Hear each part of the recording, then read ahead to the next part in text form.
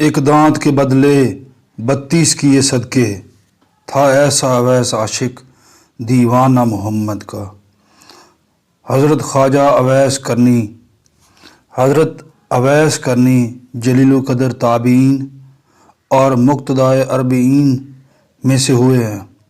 نبی کریم صلی اللہ علیہ وآلہ وسلم نے فرمایا کہ اویس احسان و مہربانی کے اعتبار سے بہترین تابعین میں سے ہے، اور جس کی توصیف سرکار دو عالم فرما دیں، اس کی تعریف دوسرا کوئی کیا کر سکتا ہے۔ بعض اوقات نبی کریم صلی اللہ علیہ وآلہ وسلم یمن کی طرف روئے مبارک کر کے فرماتے کہ میں یمن کی طرف سے رحمت کی ہوا آتی ہوئی پاتا ہوں۔ فضائل و مناقب۔ نبی کریم صلی اللہ علیہ وآلہ وسلم فرماتے ہیں کہ روز محشر 70,000 ملائکہ کے جلوس میں جو اویس کرنی کی شبیہ ہوں گے، اویس کو جنت میں داخل کیا جائے گا تاکہ مخلوق ان کو پہچان نہ سکے سوائے اس شخص کے جس کو اللہ ان کے دیدار سے مشرف کرنا چاہے،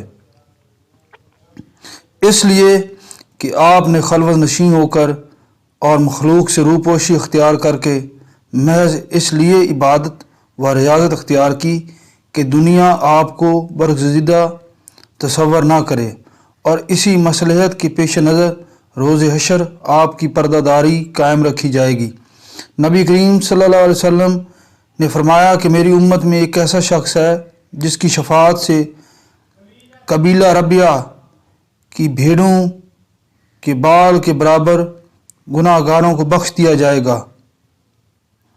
اور جب صحابہ کرام نے نبی کریم صلی اللہ علیہ وسلم سے پوچھا کہ وہ شخص کون ہے اور کہاں مقیم ہے، تو آپ نے فرمایا کہ اللہ کا ایک بندہ ہے۔ پھر صحابہ کے اصرار کے بعد فرمایا کہ وہ اویس کرنی ہے۔ چشم باطن سے زیارت نبوی صلی اللہ علیہ وآلہ وسلم۔ جب صحابہ نے رسول اللہ صلی اللہ علیہ وآلہ وسلم سے پوچھا کہ کیا وہ کبھی آپ کی خدمت میں حاضر ہوئے ہیں، آپ نے فرمایا کبھی نہیں، لیکن چشم ظاہری کی بجائے چشم باطنی سے اس کو میرے دیدار کی سعادت حاصل ہے۔ مجھ تک نہ پہنچے گی۔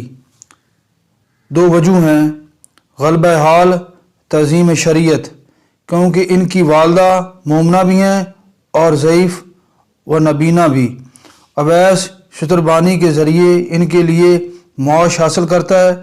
پھر جب صحابہ نے پوچھا کہ کیا ہم ان سے شرف نیاز حاصل کر سکتے ہیں، تو نبی کریم صلی اللہ علیہ وآلہ وسلم نے فرمایا نہیں، البتہ عمر والی سے ان کی ملاقات ہوگی، اور ان کی شناخت یہ ہے کہ پورے جسم پر بال ہیں اور ہتھیلی کی بائیں پہلو پر ایک درہم کے برابر سفید رنگ کا داغ ہے، لیکن وہ برس کا داغ نہیں۔ جب ان سے ملاقات ہو تو میرا سلام پہنچانا اور بعد میں میری امت کے لیے دعا کرنے کا پیغام بھی دینا۔ پھر جب صحابہ نے عرض کیا کہ آپ کے پرہن کا حقدار کون ہے، تو فرمایا کہ اویس کرنی۔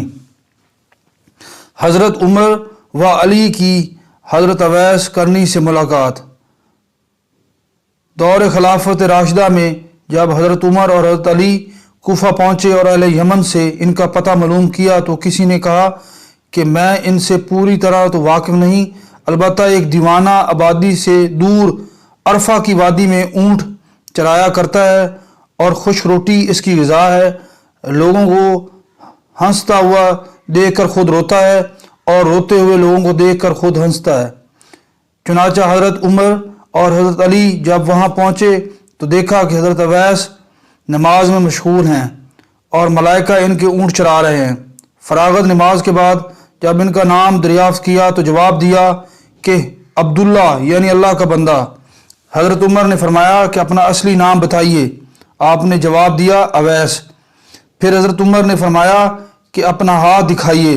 انہوں نے جب ہاتھ دکھایا تو نبی کریم صلی اللہ علیہ وآلہ وسلم کی بیان کردہ علامت کو دیکھ کر حضرت عمر نے دستبوسی کی اور نبی کریم صلی اللہ علیہ وآلہ وسلم کا لباس مبارک پیش کرتے ہوئے سلام پہنچا کر امت محمدیہ کے حق میں دعا کرنے کا پیغام بھی دیا۔ یہ سن کر اویس کرنی نے عرض کیا کہ آپ خوب اچھی طرح دیکھ بھال فرما لیں، شاید وہ کوئی دوسرا فرد ہو جس کے متعلق نبی کریم صلی اللہ علیہ وسلم نے نشاندہی فرمائی ہے۔ حضرت عمر نے فرمایا کہ جس علامت کی نبی کریم صلی اللہ علیہ وسلم نے ہمیں نشاندہی فرمائی ہے وہ آپ میں موجود ہے۔ یہ سن کر اویس کرنی نے عرض کیا کہ اے عمر، تمہاری دعا مجھ سے زیادہ کارگر ثابت ہو سکتی ہے۔ آپ نے فرمایا میں تو دعا کرتا ہی رہتا ہوں، البتہ آپ کو نبی کریم صلی اللہ علیہ وآلہ وسلم کی وصیت پوری کرنی چاہیے۔ چنانچہ حضرت اویس کرنی نے نبی کریم صلی اللہ علیہ وآلہ وسلم کا لباس مبارک کچھ فاصلے پر لے جا کر اللہ تعالیٰ سے دعا کی کہ یا رب، جب تک تو میری سفارش پر امت محمدیہ کی مغفرت نہ کر دے، میں سرور دو عالم صلی اللہ علیہ وسلم کا لباس ہرگز نہیں پہنوں گا، کیونکہ تیرے نبی نے اپنی امت کو میرے حوالے کیا ہے۔ چنانچہ ندائے غیبی سے آواز آئی کہ ہم نے تیری سفارش پر کچھ افراد کی مغفرت کر دی، لیکن آپ نے پھر عرض کیا پوری امت کی مغفرت فرما دیجئے۔ جواب ملا کہ ہم نے 1000 افراد کی بخشش کر دی۔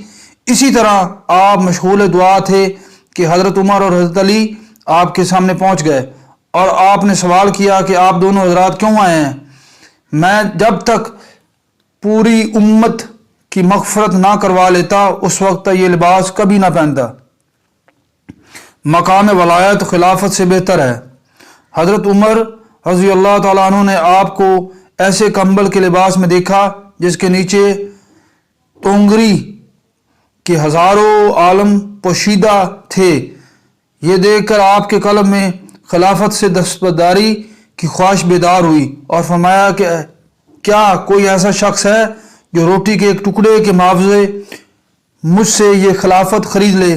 یہ سن کر حضرت اویس نے کہا کوئی بے وقوف شخص ہی خرید سکتا ہے، آپ کو تو فروخت کرنے کی بجائے اٹھا کر پھینک دینا چاہیے، پھر جس کا جی چاہے اٹھا لے۔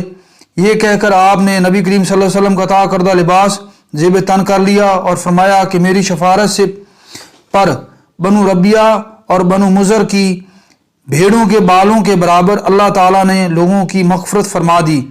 اور جب حضرت عمر نے آپ سے نبی کریم صلی اللہ علیہ وسلم کی زیارت نہ کرنے کے متعلق سوال کیا تو آپ نے ان سے پوچھا کہ اگر آپ دیدار نبی کریم صلی اللہ علیہ وسلم سے مشرف ہوئے ہیں تو بتائیے کہ نبی کریم صلی اللہ علیہ وسلم کی بھویں کشادہ تھیں یا گھنی؟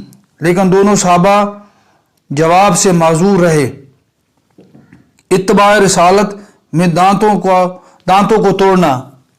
حضرت اویس کرنی نے کہا کہ اگر آپ احباب نبی صلی اللہ علیہ وسلم میں سے ہیں تو یہ بتائیے کہ جنگ احد میں نبی کریم صلی اللہ علیہ وسلم کا کون سا دانت مبارک شہید ہوا تھا، اور آپ نے اتباع نبی میں اپنے تمام دانت کیوں نہیں توڑ ڈالے؟ یہ کہہ کر اپنے تمام ٹوٹے ہوئے دانت دکھا کر کہا جب دانت مبارک شہید ہوا تو میں نے اپنا ایک دانت توڑ ڈالا، پھر خیال آیا کہ شاید کوئی دوسرا دانت شہید ہوا ہوگا۔ اسی طرح ایک ایک کر کے جب تمام دانت توڑ ڈالے اس وقت مجھے سکون نصیب ہوا۔ یہ دیکھ کر دونوں صحابہ پر رکت طاری ہو گئی اور یہ اندازہ ہو گیا کہ پاس ادب کا حق یہی ہوتا ہے کہ حضرت اویس کرنی دیدار نبی صلی اللہ علیہ وسلم سے مشرف نہ ہو سکے لیکن اتباع رسالت کا مکمل حق ادا کر کے دنیا کو درس ادب دیتے ہوئے رخصت ہو گئے۔ ایمان کے ساتھ دنیا سے رخصت ہونا کامیابی ہے۔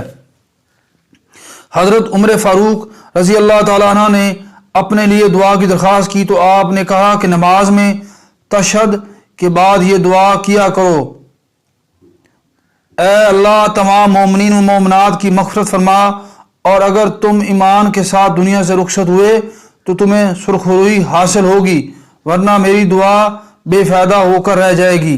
حضرت اویس کرنی کی وصیت۔ حضرت عمر رضی اللہ تعالیٰ عنہ نے جب وصیت کرنے کے لیے فرمایا تو آپ نے کہا اے عمر، اگر تم خدا شناس ہو تو اس سے زیادہ افضل اور کوئی وصیت نہیں کہ تم خدا کے سوا کسی دوسرے کو نہ پہچانو۔ پھر پوچھا کہ اے عمر، کیا اللہ تعالیٰ تم کو پہچانتا ہے؟ آپ نے فرمایا کہ ہاں۔ حضرت اویس کرنی نے کہا بس خدا کے علاوہ تمہیں کوئی نہ پہچانے، یہی تمہارے لیے افضل ہے۔ استغنا، حضرت عمر نے استدعا کی کہ آپ کچھ دیر اسی جگہ قیام فرمائیں، میں آپ کے لیے کچھ لے کر آتا ہوں۔ تو آپ نے جیب سے 2 درہم نکال کر دکھاتے ہوئے کہا کہ یہ اونٹ چرانے کا معاوضہ ہے، اور اگر آپ یہ ضمانت دیں کہ یہ درہم خرچ ہونے سے پہلے میری موت نہیں آئے گی تو پھر یقیناً آپ کا جو دل چاہے عنایت فرما دیں، ورنہ یہ 2 درہم میرے لیے کافی ہیں۔ پھر فرمایا کہ یہاں تک پہنچنے میں آپ حضرات کو جو اذیت ہوئی اس کے لیے میں معذرت خواہ ہوں۔ اب آپ دونوں واپس ہو جائیں کیونکہ قیامت قریب ہے اور میں زاد آخرت کی فکر میں لگا ہوا ہوں۔ پھر ان دونوں صحابہ کی واپسی کے بعد جب لوگوں کے قلوب میں حضرت اویس کرنی کی عظمت جاگزی ہوئی اور مجمع لگنے لگا تو آپ گھبرا کر کوفہ میں سکونت پذیر ہو گئے، اور وہاں پہنچنے کے بعد صرف حرم بن حیان کے علاوہ کسی دوسرے شخص نے حضرت اویس کرنی کو نہیں دیکھا، کیونکہ جب سے حرم بن حیان نے آپ کی شفاعت کا واقعہ سنا تھا، اشتیاق زیارت میں تلاش کرتے ہوئے کوفہ پہنچے اور آپ سے ملاقات کی اور اپنی مغفرت کی دعا طلب کی۔